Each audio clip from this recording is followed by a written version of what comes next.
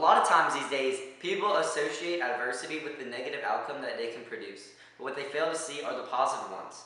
This leads to the false notion that all challenges in life lead to more failure rather than success. In the extraordinary story of Liesl Meminger, we get to see the positive beauty that comes out as she copes with different adversities, proving that even the worst can turn out for the best. I'm Liesl Meminger. I'm Hans Hundertman. I'm a poor Jewish boy. I'm Jacob Liu. The story of Liesl Meminger's life tonight on 10 Minutes.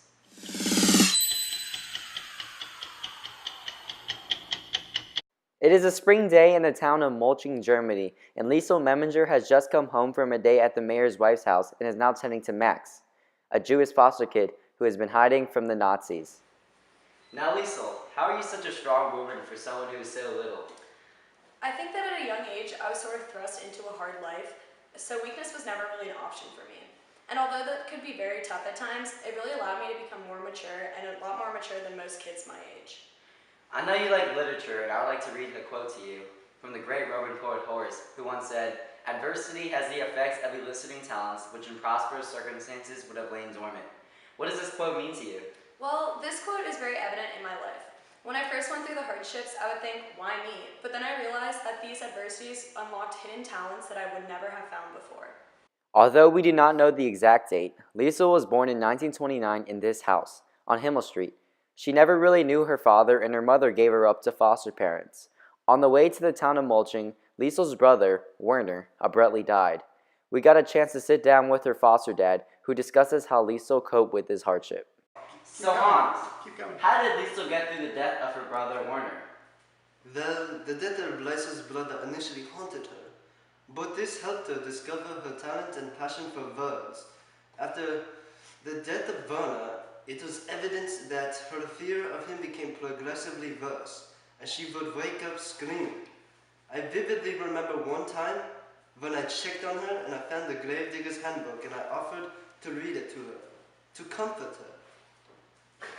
I could really see the excitement in her eyes, and this really helped her cope with the death of her brother. Although Liesl's fear of Werner worsened, in the end, it unlocked her desire to learn. My finding in the book was a direct result of Liesl's nightmares about Werner, and led to a series of reading sessions between us. This deepened her love for books and birds, and could only have been found by the death of Werner. Although at this point in her life she had endured so much, the worst had yet to come. About a year after her arrival at the Huberman household, Liesl's role model abruptly left, and she didn't know when he was coming back. So Hans, why did you have to leave? At this point, Germany was in World War II, and I was enlisted in the army. It was a very scary time, and I was not only scared that I was going to die, but also that the household would not be sustained itself, and also shelter knocks. How did Hans' departure impact your life? Hans' departure was detrimental to me. Why so? Well, the most influential person and my father-like figure left me. I felt like everyone in my life was leaving me, and I felt unloved. But again, the circumstances elicited talents that I otherwise wouldn't have found. Max, how did Liesl grow when Hans left? When Hans was sent off to war, Liesl's responsibility and maturity was really tested. In addition to taking care of Rosa while Hans was gone, she had to take care of Hans' most valuable belonging, his accordion, and also step up as a reader to comfort the people of Himmel Street during the air raids. These responsibilities that were passed down to Liesl was because of the absence of Hans. This made her become more selfless, sacrificial young woman. Although she thinks Hans leaving is a negative, her care for the people expands from family to the entire community, instilling the value of benevolence that otherwise would not have been found if Hans remained home, showing how adversity can hone and strengthen character. Living in Nazi Germany is very tough, especially if you were a Jew like Max. But although there were many dangers, the Hubermans decided to shelter and help out Jews in need. How did the Hubermans help you? They are the only reason why I'm alive today. They took me in knowing the consequences and they gave me food even though they barely had anything for themselves. So Hans, why did you help Max? Because I hate Zafria. And you were willing to risk your life for someone you barely know? Of course.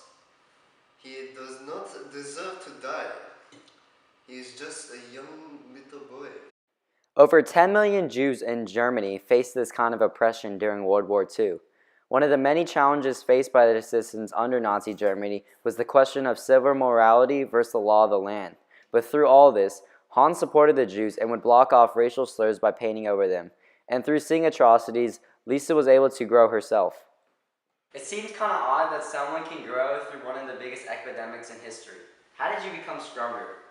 Well, I think at the time I was old enough to see what was happening, and I grew hate for Hitler.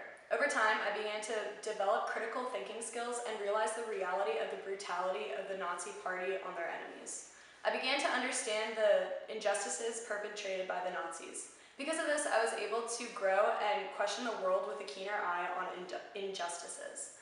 As I developed, I saw these injustices in my daily life, and I think of ways to end these inhumane acts.